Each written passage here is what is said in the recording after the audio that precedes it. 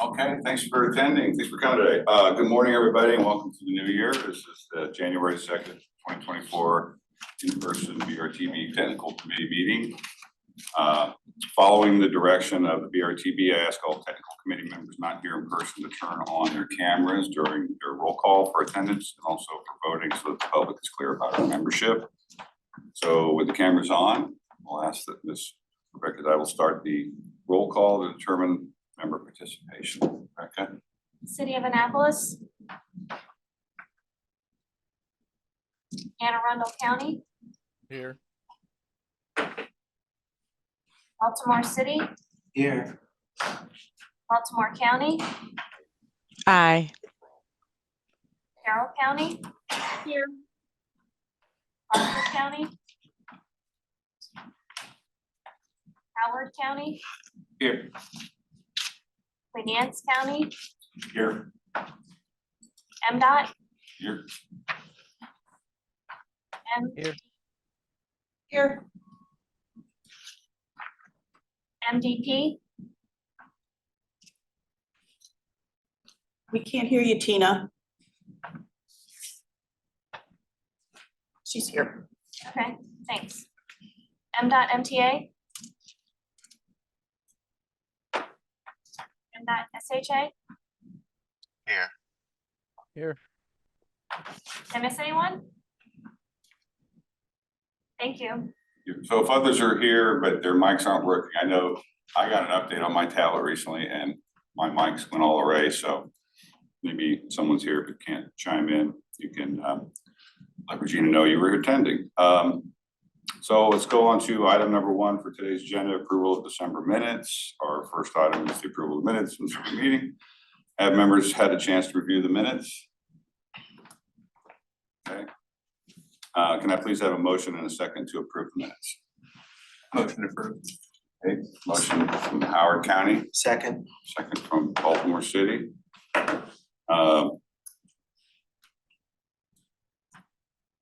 Okay, we'll now vote on the approval of minutes. This time I ask Rebecca to start the roll call. Annapolis, Anne Arundel County, Aye. is that Anne Arundel County? Yes. Thank you. Baltimore City, Aye. Baltimore County, Aye. Carroll County, Aye. Hartford County, Howard County, Aye. Queen Anne's County, Aye. MDOT, Aye. thank you. Okay, now we'll move on to the action items. Item 2 is recommended action item on resolution 2410. This resolution involves adopting 5 highway safety performance measures. I'll ask Cindy Bursch to present the information for the resolution. Cindy?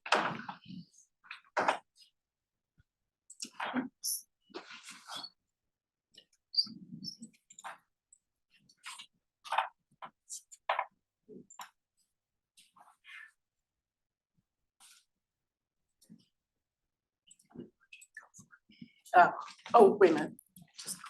Oh, okay. Let me just switch the.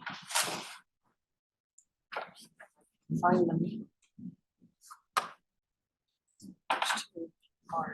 Display settings, maybe? I can't see it on here.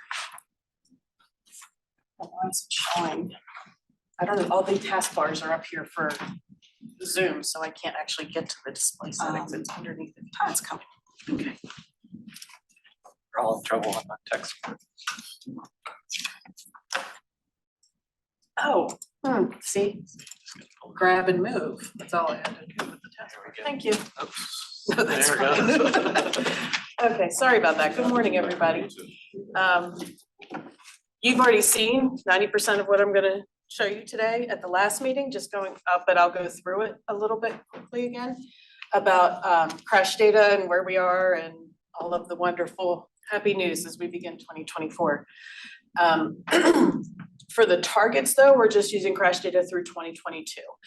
The way our targets work that we have to do every year, they're to align with the Highway Safety Improvement Program report that goes in August, as well as the highway safety plan that go from the Highway Safety Office that goes in July. So that's why, even though we technically closed out 2023 a couple of days ago, we're using 2022 data. So you can see here, we went down from 21 to 22. The state kind of stayed the same when it came to fatalities. We all went down in serious injuries and total injuries as well. And this is just a graphic representation of it. We see the bump we had in 2020 during the pandemic. Our region has since declined in fatalities. Here we are with serious injuries, because the weird thing in the pandemic was all the fatalities went up, but the crashes, injuries, and serious injuries went down. It was just more dangerous on the roads. The fifth performance measure is non-motorist fatalities and serious injuries. These numbers are combined. So that's why they're so high. We had 316 in the region. These are bicyclists, pedestrians, wheelchair users, scooters, things like that. And of those, when we actually break it out, these are just the region numbers. You can see the yellow bar is fatalities. And we went down in fatalities from 21 to 22 by about 10%.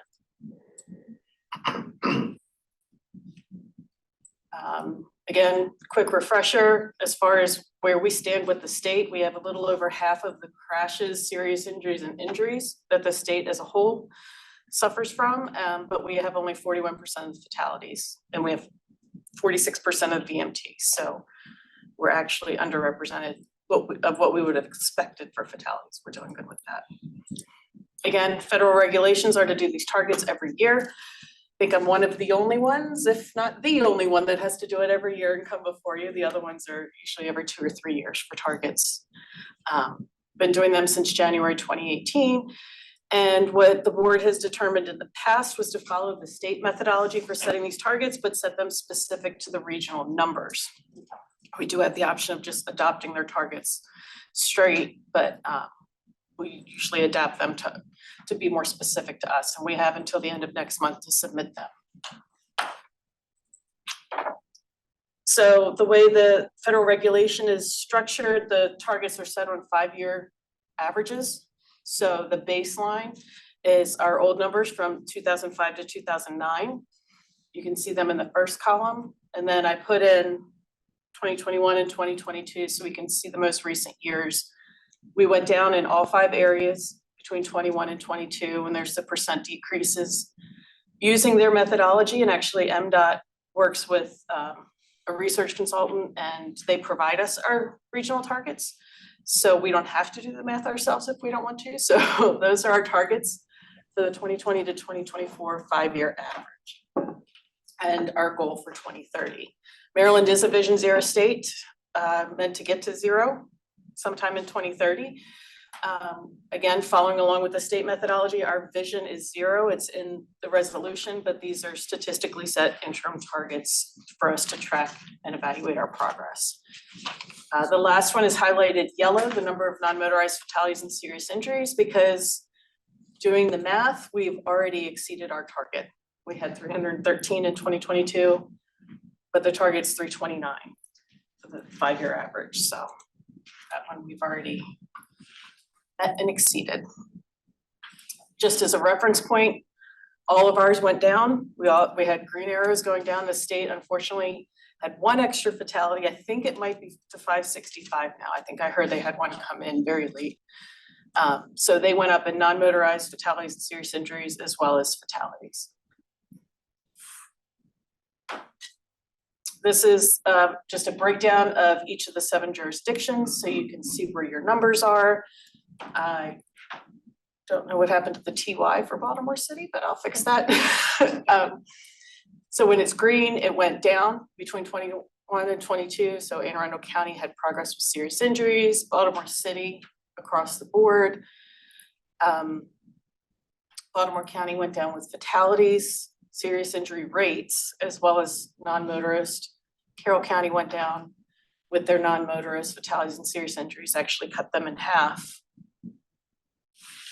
Harford County had slight increases, nothing too terrible. The fatality rate went up, but all of our VMTs were rebounding also after the pandemic. Howard County went down across the board. and Queen Anne's County showed progress with their serious injuries went down quite a bit.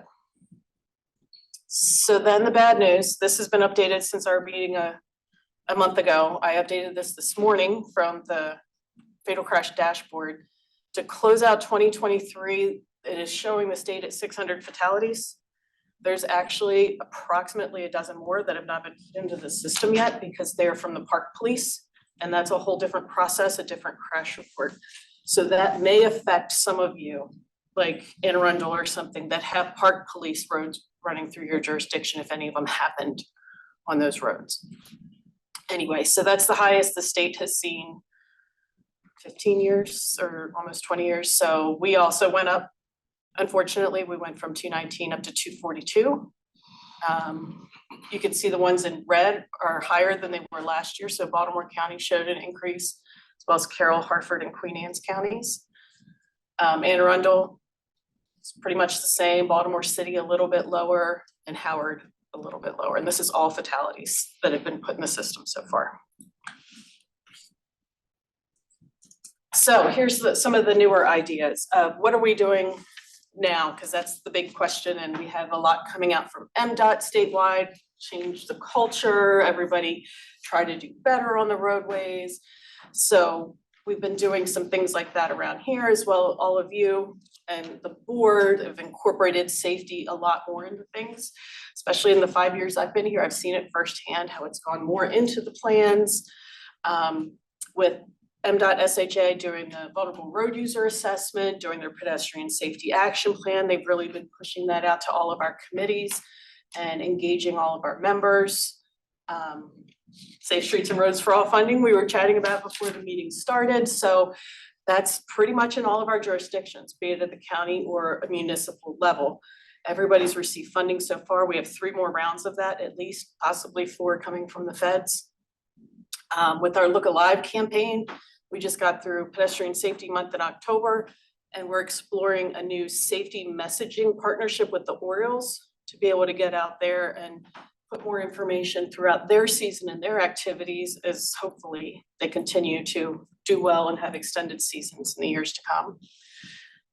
We've expanded on the Safe System Approach project we did under the UPWP a year ago, where we worked with some of the local teams and came up with guidelines. We've been expanding that into what's called a readiness survey. We've taken it within our transportation team here about how familiar are we and how ready are we to really implement the safe system approach at all levels of planning and action. So we just got those results back before the new year. So doing some more internal things here that will come across all of your desks in the near future. And then public engagement, aside from all the things everybody else here can tell you they're doing with public engagement, we're also expanding it a lot on the safety side.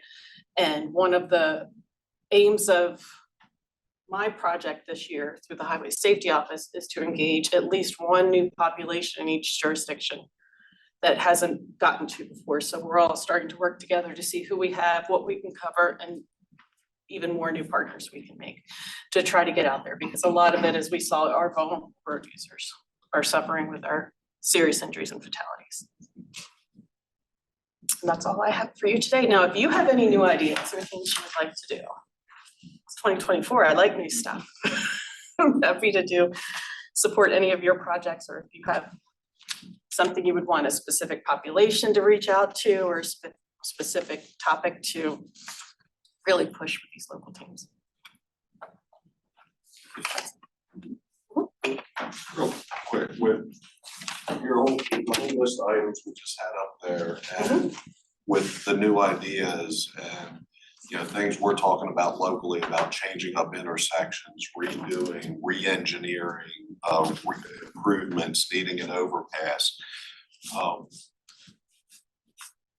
new ideas are supposed to be cost effective and tie into the new MDOT budget, where we're seeing so many different cuts. And so, I mean, we're just having this whole new set of challenges in how to make the roads safer with a lot less money, which means, I'm assuming means they're looking for a lot more money from the locals to do these things. I will defer to, Todd put his head down into his phone as he said that, and Regina looked away from me. When it comes to I mean, funding just- expectations, I'm not sure. Maybe put it a different way, with a lot of where the money is being directed, I see a lot more challenges implementing those things. My understanding, just real quick, my overall understanding is that MDOT is still going to support match to federal grants, so I think there's more push and support to go out and continue to get these Safe Streets Roads for All raise grants, things like that to do it, but I may be misinterpreting what I've heard about. So I think as part of the discussion of the potential cuts to the CTP, the secretary and the SHA administrator did say that we're still gonna focus on safety. And we're not going to kind of reduce those funding for those types of projects. But other avenues that we have available to us now, since almost, I think all of the jurisdictions haven't adopted SHSP at this point. The availability of applications for HSIP funding or Highway Safety Improvement Program funding. So there is federal resources out there, there's new resources through the IIJA, through the Safe Streets for All programs. I think we're gonna try to take advantage of whatever funding we can find to try to make these things work. But safety is still supposed to be one of the high priorities of the state government. But it's a good point. Thank you. And I have reached out to some of you, I didn't put this on the list with Safe Streets and Roads for All. I'm gonna try to put together just a communal work group workshop amongst all of you in the region to discuss those before, as the next notice of funding opportunity, I believe, is coming out in February. So may wait and do it right after that to see if there's any new rules or parameters, and then everybody that's gotten it or hasn't gotten it or has had ideas back and forth with the feds can talk it through and even collaborate in some joint applications next year. Not to take the focus away from improvements too, I mean, we need help in law enforcement. We need help in the Absolutely. auto industry. You know, they're producing cars that are going, 700 horsepower. Do they really belong on the road? Are they street legal? So questions, I think it's a big package, and obviously, but the state will still focus on safety. The 8% cuts that were asked from the modes at MDOT, as far as I understand, that's still gonna be a priority, so you'll see cuts in other places. A lot to talk about this year as the new budget's being developed. And from what I've heard, they're trying to avoid the work zone area for those cuts to still be able to put all that money in there from the task force, whether it's cameras, enforcement, outreach, or just structural safety measures for work zones. I think they're gonna try to avoid cutting from there. All right, thank you, Cindy. So we still have time for more questions if there are any, but we'll ask for a member to move for approval for resolution 2010 and then a second. I'll make a motion to approve resolution 2410. Queen Anne's County would much approve. Anybody want to make a second? Our county seconds. Our county second. And I'll ask Rebecca now to take a roll call. Oh, sorry, let me ask if any members of the public or anybody else have any questions or comments on the resolution. If so, please indicate you would like to comment in the chat box. Nobody in the chat box, okay. So we will now vote on the approval of the resolution. I've got a second, a motion to approve in a second. All in favor? All right, we'll do the roll call vote. Annapolis. County, Aye. Baltimore City, Aye. Baltimore County, Aye. Carroll County, Aye. Harford County, Howard County, Aye. Smith County, Aye. and MDOT. Aye. Thank you. Okay, we'll move on to action item number 3. This is action item on resolution 2411. This resolution is to approve the 2020 urban area boundaries that were discussed last month. I'll ask Ms. Erin Bolton to give the presentation. Erin.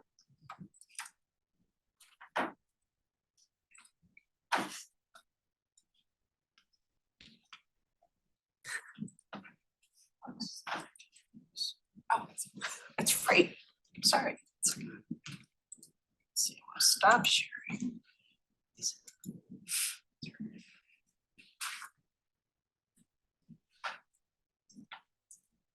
Urban area boundary, there it is.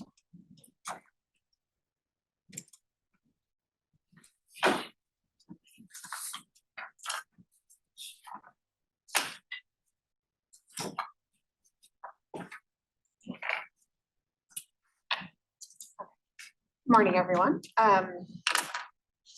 You had a presentation last month from Darren Bean from MDOT about this process. So I'm just gonna go over it real quick and show you the results. So urban areas, just briefly, the Census Bureau delineates urban areas representing densely developed territory and encompassing residential, commercial, and other non-residential urban land uses. And then FHWA requires those urban areas with a population of 50,000 or more to be covered by an MPO. And then FHWA will use that census definition of urban areas, but also requests that state DOTs create adjusted urban areas. These adjustments should be done with state DOT in coordination with local jurisdictions as well as MPOs, looking to align expanding the boundaries, never reducing the urban area boundaries, but expanding them to align with existing planning boundaries such as towns or counties and places, addressing irregularities of boundary shapes and discontinuous areas, which we have more of with the 2020 census boundaries, and looking to maintain consistency with the highway functional classification system in places, that would make sense. And then just to note that this can impact funding for the federal aid highway system. Really just impacts minor collectors that would be eligible if they're designated as urban, but not eligible if they're designated as rural. So that's something counties and jurisdictions we're also looking at. So just here to look at a comparison of what the boundaries look like. Outlined in black there is, contrast isn't showing up very well here, but outlined in black there is the original census boundary, and in the magenta purple is the expanded boundaries that each jurisdiction developed here.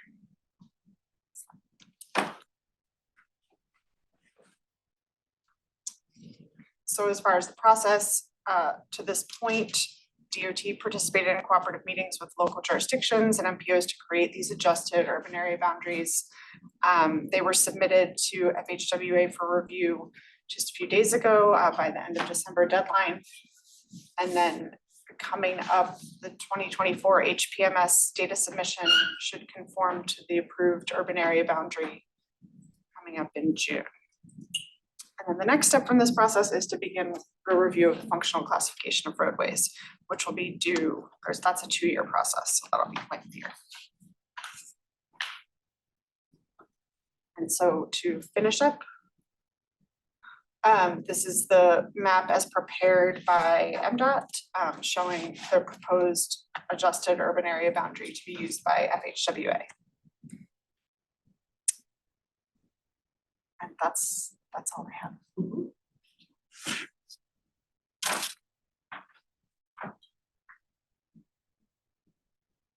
All right. So we'll now ask for a member for approval of resolution 2411 and then a second. I'll make a motion to Oh, approve. I'm sorry. Am I off chart here? No. I'll make a motion to approve the resolution 24-11. Okay.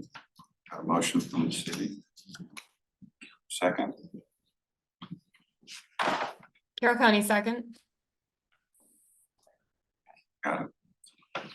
Okay, does any technical committee member have any questions or comments on this resolution? Okay, well, I'll ask if members of the public have any questions or comments on the resolution. If so, please indicate you would like to comment in the chat box. Nobody in the chat box?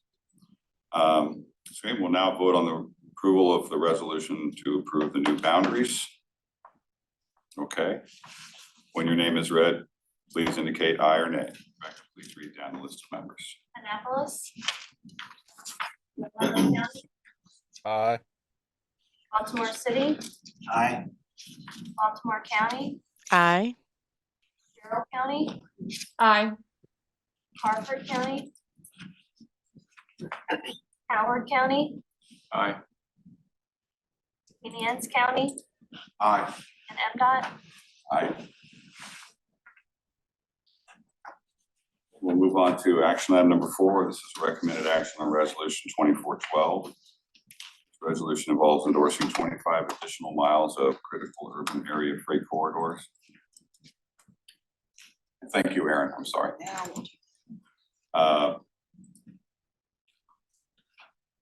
And we're gonna get a presentation from Mr. Keith Kuchar. It's not happy with me. It took a few seconds last time. Okay. And I think that'll go away in a second. Good morning. Thank you. Resolution 24-12, we are asking for approval for the increased mileage to the critical urban freight corridors. So the National Highway Freight Network was established in 2016 under the FAST Act with the goal of allocating federal funding sources to highway segments that are crucial to freight movement. The National Highway Freight Network was broken into 4 different segments.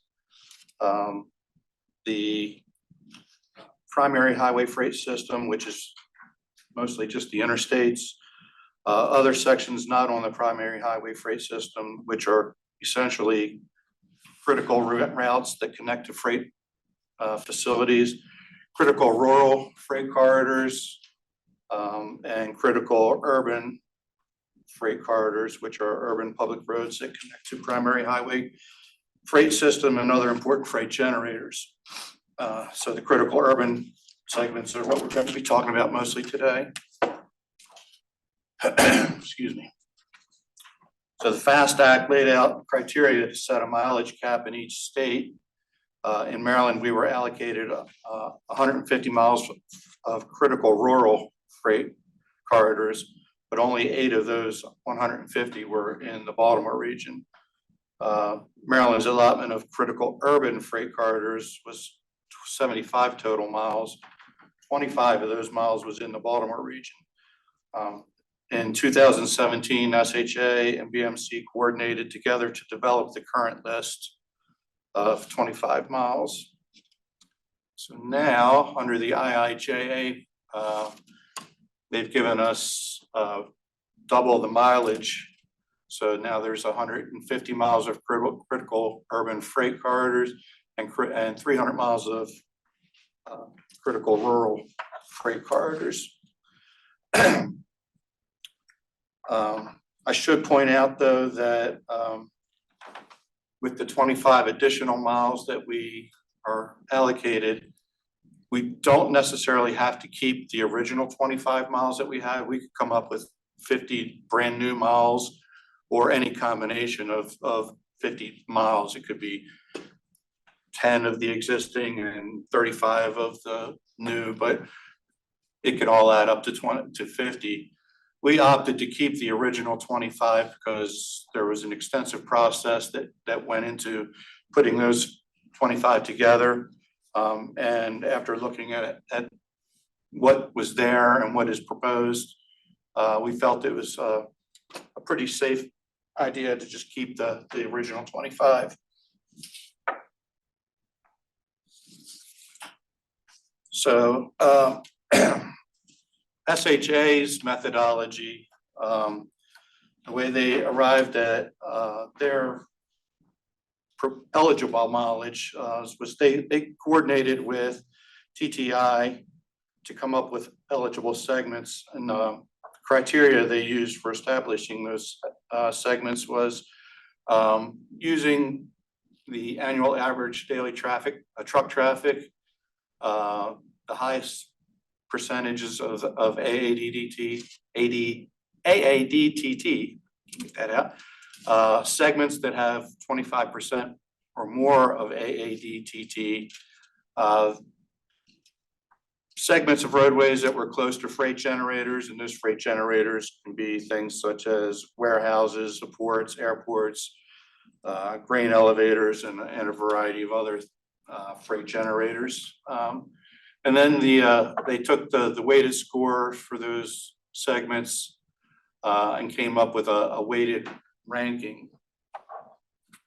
And after they developed the rankings, they created an interactive map, and there's a link, and if anybody wants to get into that link, we can look at it, but it basically just shows all the corridors, the existing corridors and the eligible corridors that they have proposed.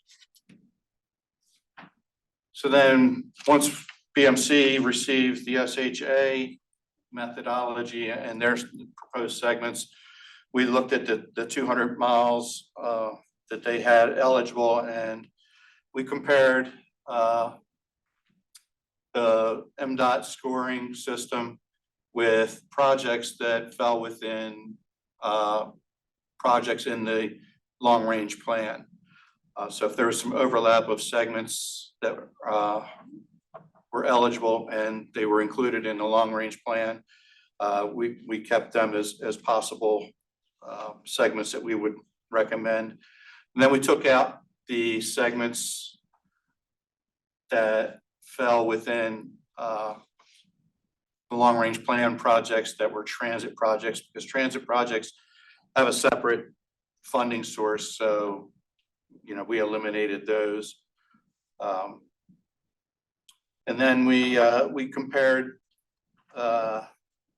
the eligible segments to segments, the existing segments, and if they kind of linked to any of the existing segments, it was, you know, we kept them as a higher priority. And then we also looked at it from a logical standpoint. If there was a segment that abutted another segment that was eligible, we kind of kept that, or if there was a segment that was very tiny that didn't make sense, there was a bunch of them in Baltimore City that we eliminated because they were just like 0.05 miles or whatever, and it wasn't really, it didn't make sense to include those. And then the final criteria that we looked at was how close we can get to that 25 miles that they're giving us, because we really wanted to utilize the entire 25 if we could. So this is just a sample of a couple areas we selected to include. The US 50 is a good example of how we tried to maintain some continuity. You can see that there's segments on either side of the bridge. So that's just a small sample of a couple of the segments that we chose. And so this is the full list. And you can see like the US 50, there's 4 segments. The SHA broke them down into different segments based on their criteria of the different truck AADTTs and the different patterns that they had. So even though there's four segments listed here, they're all consecutive segments if you put them all together. So that's why we included that. Maryland 2 at College Park was to Maryland 648D.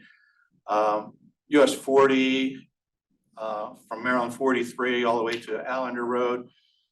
This is a good example of how we had to kind of manage our mileage because there were segments of US 40 that extended into Harford County. But in order to keep us within the mileage, we had to kind of figure a cutoff point so that we didn't have to sacrifice other segments. So we kept the 2 segments that are in Baltimore County, but we couldn't include the ones in Harford County, even though it would have made a longer segment as a whole. Maryland 31 up in Carroll County, Maryland 140 in Carroll County, and again, the US 50s to create a consecutive segment. So this is how our segments that we chose compared to the SHA scores. for the sake of comparison, the lowest score that we selected is 4.5. And SHA's scoring went all the way from 1.5 to 55. So we stayed pretty much with, our recommendations stayed pretty much within the recommendations from the rankings that SHA developed. Some of these projects, as you can see, that have a little asterisk next to them are projects that were in our long-range plan. So there's a couple of those. I believe that is all I have. If there's any questions, happy to try to answer them.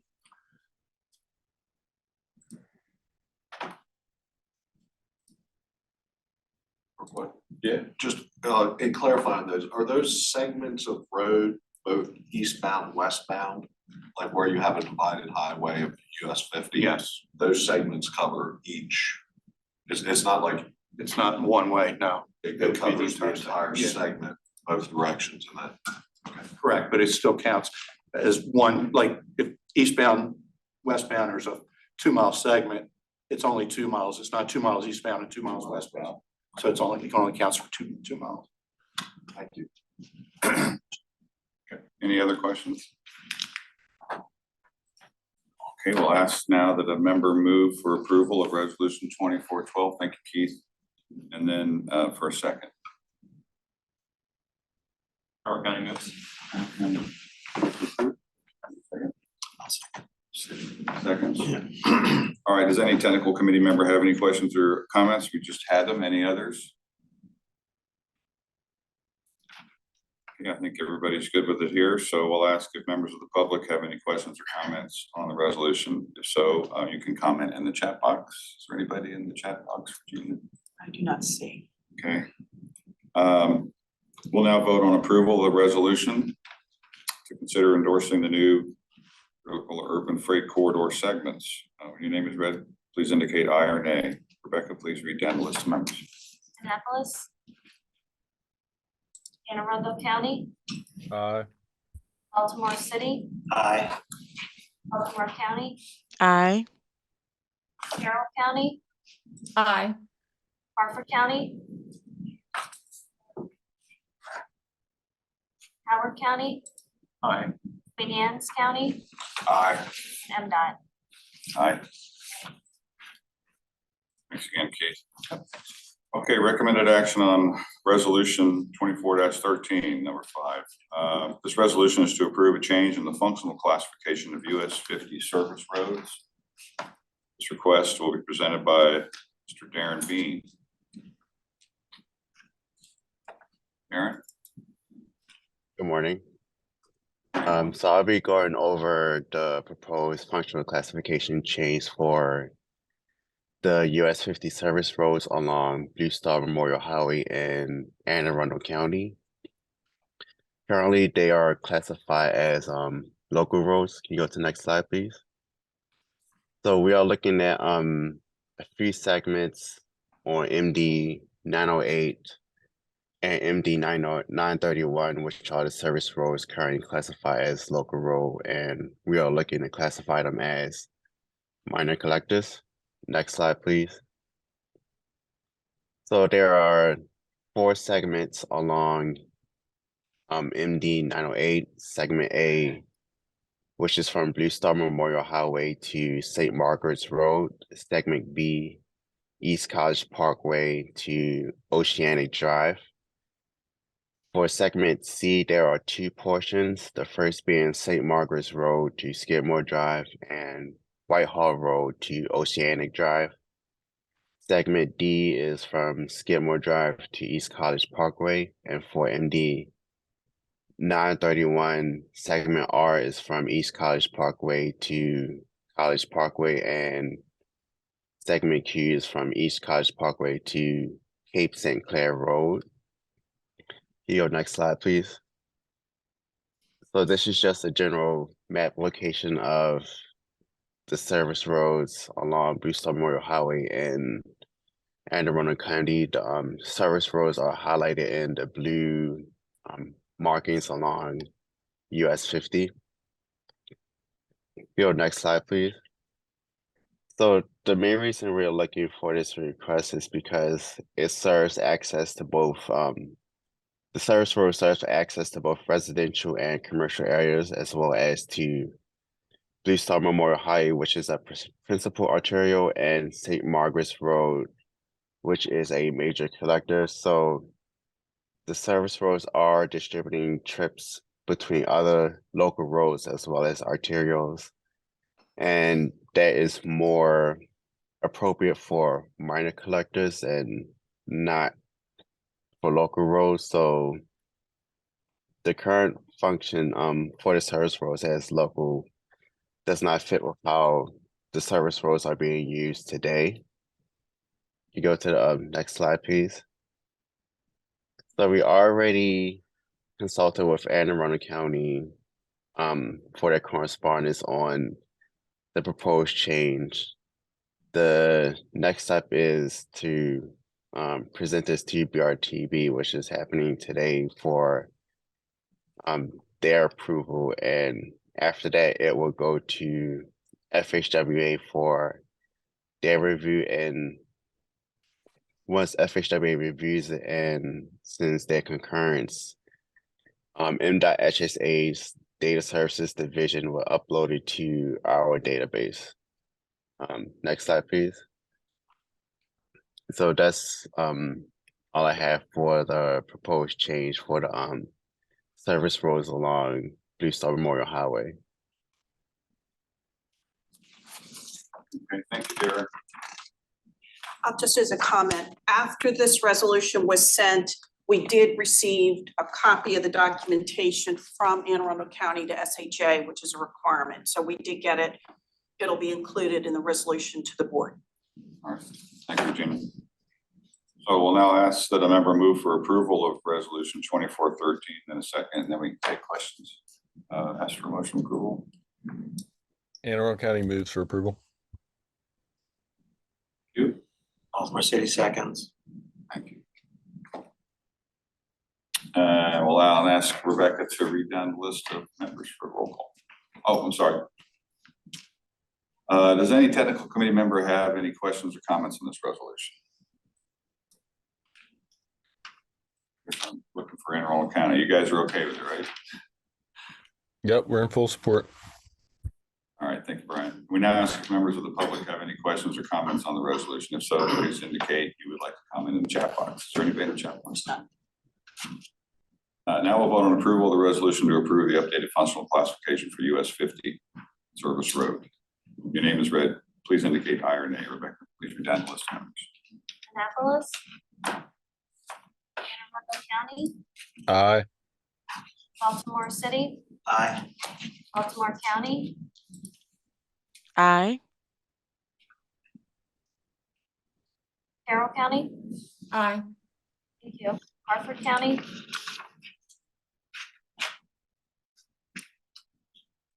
Howard County, Aye. Queen Anne's County, Aye. MDOT, Aye. Good. It's approved. Go on to number 6, action item, UPW. Oh, sorry, we're just gonna go on to number 6. It's not an action item, but UPW activities. The Maryland Travel Survey focusing on next generation cars in the Baltimore region will be presented at a later date. Ms. Eileen Singleton will provide a briefing on the congestion management process as it relates to an action coming to the technical committee in February meeting. Eileen. Morning. So I am here to give you a short refresher on the congestion management system in the Baltimore region and a little bit of a walk down memory lane. So this is a snippet from Resolution 98-7, adopt the work plan for development of a regional CMS in the Baltimore region from 1998. And it's based on federal legislation from 1997. And it talks about developing a process to encompass major activities necessary to meet the requirements for the congestion management system. So this is the reference resolution. And the federal guidance for congestion management process, there are several steps for the CMP, which we followed when we did our consultant project a couple years ago. And the main idea is that regions can develop their own congestion management process using federal guidance. So we developed our process as referenced in that 1998 resolution. So our regional CMP process includes that resolution, the quarterly bottleneck reports, which you've seen, our consultant project that we've done. We have our CMP committee and online CMP tool. So there's kind of an array of activities which make up our CMP, and those are identified on our webpage.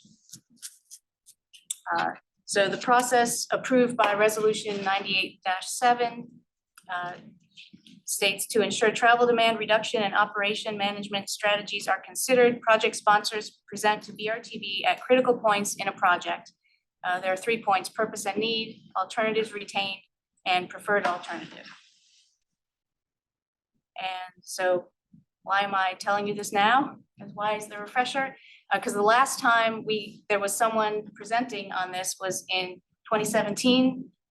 There was a resolution on I-95 in the Port Covington area. That was 7 years ago, signed by Clive Graham.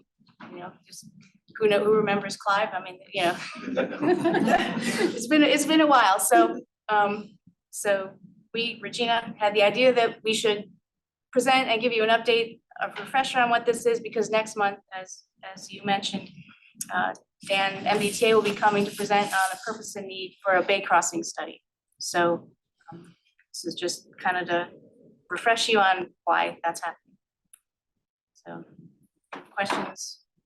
I know my name's on there, but Regina probably has the answer. While the project sponsor is following a NEPA process, from the board's perspective, the MPO, our requirement as an MPO with population and non-attainment, projects that involve capacity trigger this extra look. And before those projects can move forward, the project sponsor, during purpose and need and then following through, has to look at alternative modes to see if they address congestion. And well, Brian's online, Steve's here. I think we can safely say that to this point, MDTA has been talking about and presenting information in the NEPA process about some of the other modes. But next month, they're going to come here online, it's a virtual meeting, and give us a presentation for purpose and need so that it comes through the MPO process.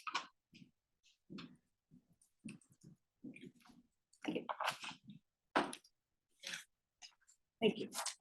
All right, thanks for that explanation, Regina. So we'll move on to other business, Todd Land. Yeah, last presentation. Oh, okay.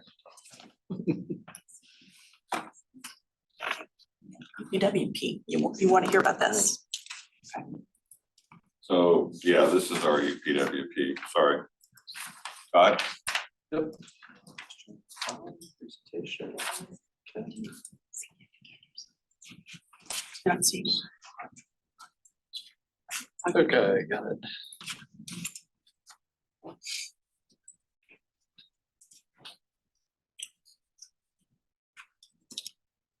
Sharing.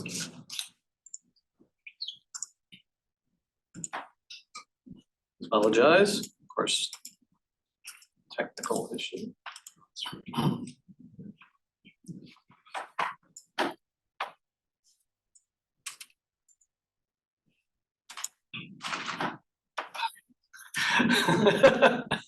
All right, it's always amazing when technology works. Good morning, everyone. Just wanted to go through another discussion about the upcoming work program known as the Unified Planning Work Program. We always have to have acronyms at the federal level. Just to remind everyone about the schedule and why we're here today. We're at next month's technical committee, we will be coming to you with a draft work program for fiscal year 2025. as the period from July 1st of 2024 to June 30th of 2025. This is when new influx of federal funds comes in and we start identifying not only the funds for BMC and staff, but also then studies that you would like done on behalf of the BRTB. So we've been discussing this over the past couple of technical committees. We appreciate everyone's willingness to share their interest in different projects. We had a ranking system where everyone went in, did their different scoring. We had suggestions come in on top of that scoring. So today I'm going to present what is kind of a draft framework of a focus area grouping for the fiscal year 25 program. This is a preview in which you'll be able to kind of take back, decide whether or not you think it's appropriate, whether or not we should be adding projects, subtracting projects, or move them around, or add different dollar amounts to these different programs. So just quickly to remind everyone about some of these projects and where they came from. Again, we had a lot of suggestions come in from the trip to the annual AMPO conference. Would like to remind everyone that again, we will be proposing funds to bring our members to the AMPO conference. We think is worthwhile. And the date is September 23rd to September 27th in Salt Lake City, Utah. September 23rd to September 27th, Salt Lake City, Utah. First project that came out of the ranking system from the previous meeting was a scoring methodology for alternative mode projects. These are bicycle, pedestrian, and other types of alternative modes. We feel this is worthwhile in that we score a lot of major highway projects. We score a lot of major transit projects for long range plan and other plans. What this could do is then kind of feed into that scoring system. It also could be a good supplement to some of the discussions that are going on in the Train Commission or the Transportation Revenue Commission as they're developing scoring systems for the CTP. Next one would be the Regional Goals Needs Assessment. So the idea behind this is our long range plan has a number of different goals and strategies behind those goals. Cindy just kind of mentioned the safety ones and the different strategies that went along with it. But there's other goals such as accessibility. And we do measurements of things like accessibility in our environmental justice assessment.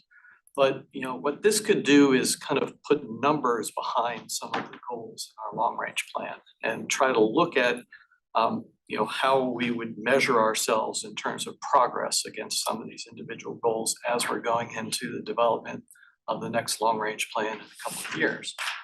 Going along with that, the long range transportation plan scenario analysis was deemed pretty worthy in terms of the ranking of the members. So one of the other suggestions that came in on top of the ranked projects was trying to estimate greenhouse gas emission reductions from smart growth or high density development within the region. So these are the types of scenarios that we could run as part of this process.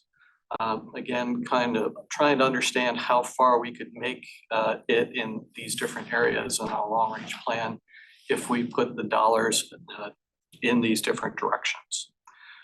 Next one comes from a suggestion from one of our partner agencies, the County Engineers Association of Maryland. Currently, the president is from Howard County. It's John Seafried. Currently, the first vice president of county engineers is from Queen Anne's County, Lee Edgar. And then also second vice president is from Harford County, Matt Michael. And then one of the directors also, Lauren from Baltimore County. So we have a number of different members on county engineers and discussions with them. One of the projects that they would like to see is something similar to what's happening at State Highway Administration in terms of the streamlining of local project delivery process, but then also tracking these projects through construction invoicing, through A&E invoicing, those different types of areas. So we've been discussing with State Highway Administration their effort to look at streamlining. Hopefully we can do something similar to what was done for traffic impact studies, where we do a review of everyone's process. We would do a review of the state process and then come up with recommendations to try to make this easier on all of us. Just to see if they're kind of best practices that we might be able to utilize out there. and then better coordinate with the state highway process.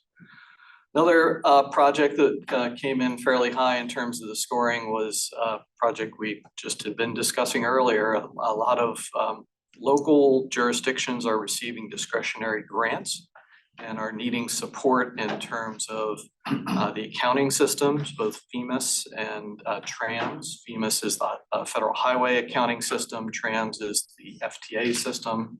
Some of these projects actually use the US DOT. Boy, what is it, Stu? Is it Delta now? What was the name of the US DOT one? I'm just starting to forget it.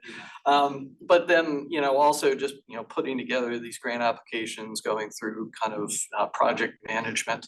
What we could do is have an on-call consultant so that you don't have to go through that at the local level. You could utilize some of the resources at BMC to actually kind of make that a little bit easier in terms of your grants such as Safe Streets for All and things like that, where you are the designated recipient of those different grant projects.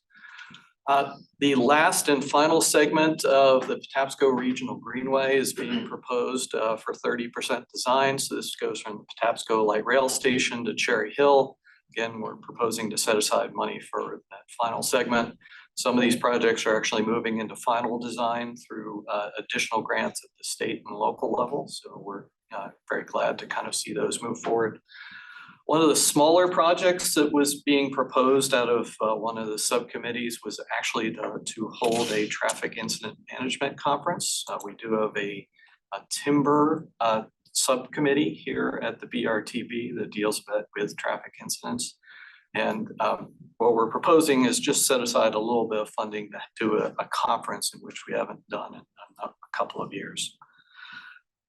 There are some tools here at BMC that we manage on behalf of the BRTB that do need some updates. So this could include some updates to the freight data that we use. It could include some updates to the master network, which houses our travel demand model, or is actually the backbone for our travel demand model.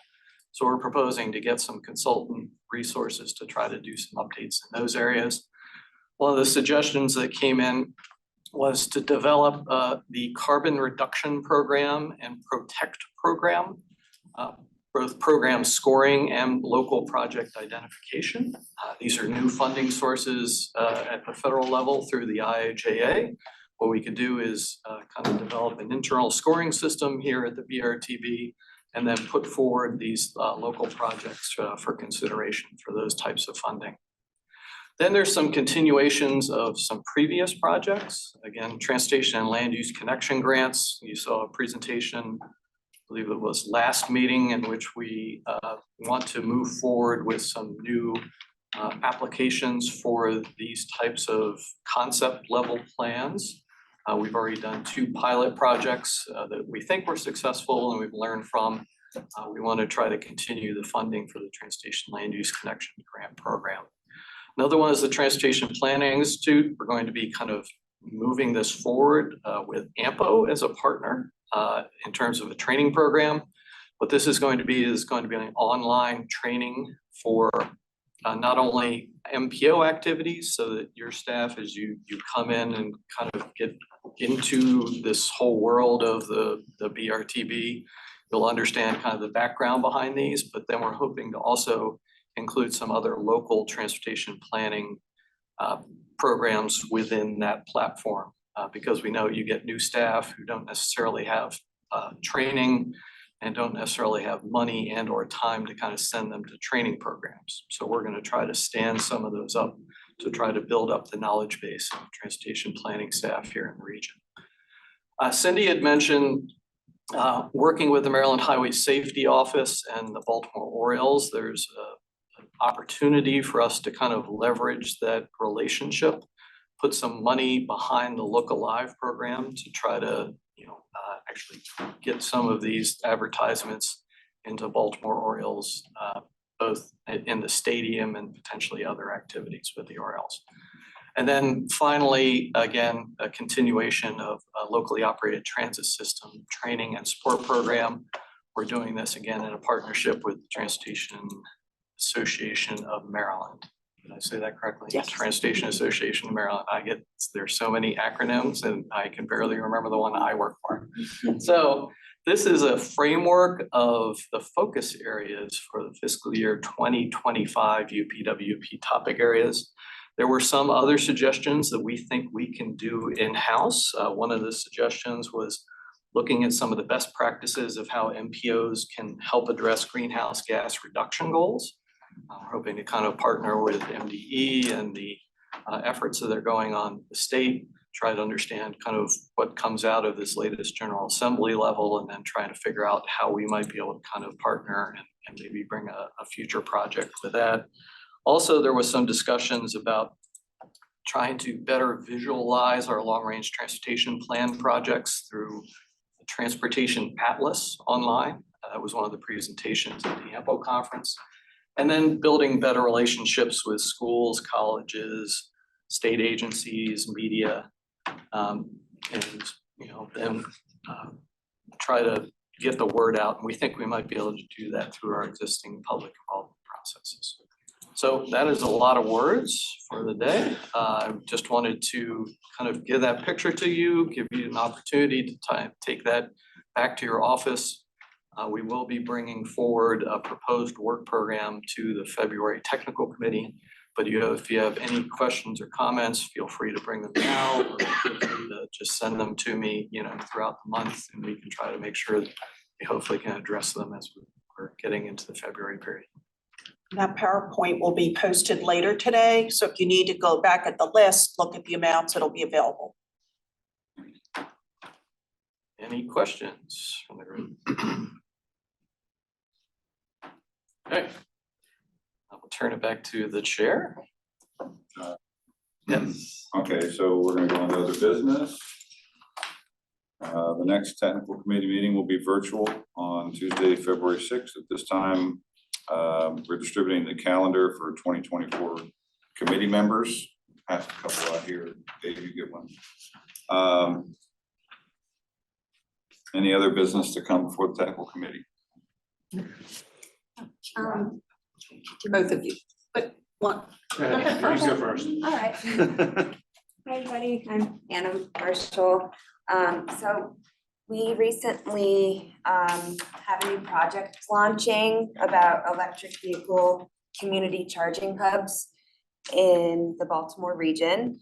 And we want your input about participation from members to serve on the steering committee, either from local and state agencies.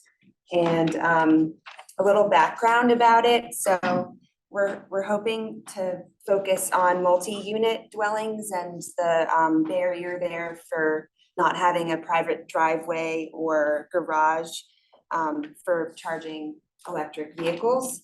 And so the consultant will provide guidance to jurisdictions to best serve their constituents who live in these types of housing. And BMC will work with the consultant and the steering committee to determine locations and also EV charging needs. And we're going to be looking at to have at least one location per jurisdiction. And we're going to have 3 steering committee meetings, and the time frame will be like one in the spring, one in the summer, and then one in the fall. And basically, we're gonna get people together to figure out EV charging difficulties or needs in each jurisdiction. And then we're gonna hone in on 4 focus area meetings where we can really tackle key challenges and discuss in further detail. And then the 3rd and final steering committee meeting will be to discuss the findings and recommendations from these 4 focus area meetings. And so yeah, we're kicking it off, getting the contract going with the consultant. And yeah, so if you have any input about participation in the steering committee. So if you have 1 or 2 people, it could be members of the tech committee, but you might want somebody from zoning, you might consider somebody that deals with sustainability. And the idea is what would these community charging hubs look like? What is jurisdiction do you need to have in place from zoning through the electric grid? And you know, how do we get it so that people that live in these dense areas still have access? So if maybe over the next 2 weeks, if you could think about who you think would be able to work with us and the consultant on this. So specifically local land use, existing development patterns, proposed development patterns, and where these would best fit in is. It's not really proposed development, but when I say zoning, if it's, from what I understand from these community charging hubs, you know, it's not, you're not gonna serve a lot of people, say in a big apartment complex by having 1 or 2 individual charging. So they have what are called charging hubs, and they try to use property that has some kind of similar use in the area.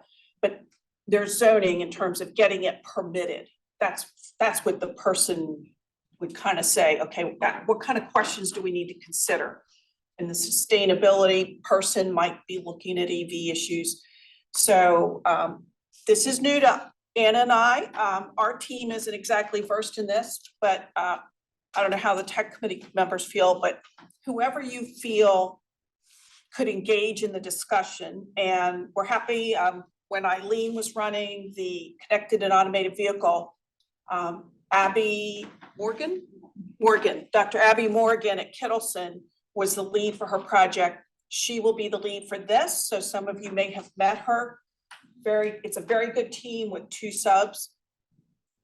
It's not our usual area of expertise. So whoever you feel could help us, we would appreciate recommendations from the members. So if we have thoughts and ideas, we can get back to Anna the next couple of weeks. Yes. Thank you. And so I think later today, we'll send out an email with the link to the PowerPoints, the calendar, and we'll just say Anna's name for EV steering committee recommendations, just to make it easier for y'all. Okay? Thank you. What would be really helpful, we get it like a little paragraph write-up of. Okay, so that you can share. What types of people you would like to serve on it, and summary like the number of meetings and time. So we can sort of sell the project to the right people. Correct. I'm pretty sure. I think it's what Anna had, but we'll give it to you electronically. Sure. Yeah, so I'll follow up with an email and. That'd be perfect. If we can package it with Rebecca, because she's got other things to send. Sure. Okay. All right. Were there any questions from anybody online? Any of the members online? I know I tend to look at people sitting in the room, but no? Thanks. Any other business? Okay, yes. Just me. So 2 quick things. Todd mentioned the TLC program that is open now for applications. We'll be accepting applications for that program till the end of this month, January 30th. I don't know why it's not the 31st, but January 30th. And then the other thing, later today, I'll be sending out a notice to the jurisdictions and MDOT that the TIP database is going to be open. So we'll be starting our updates. Those updates are due by March 1st. But the sooner you get them in, the better. Please try not to wait until March 1st to get them to me if you can.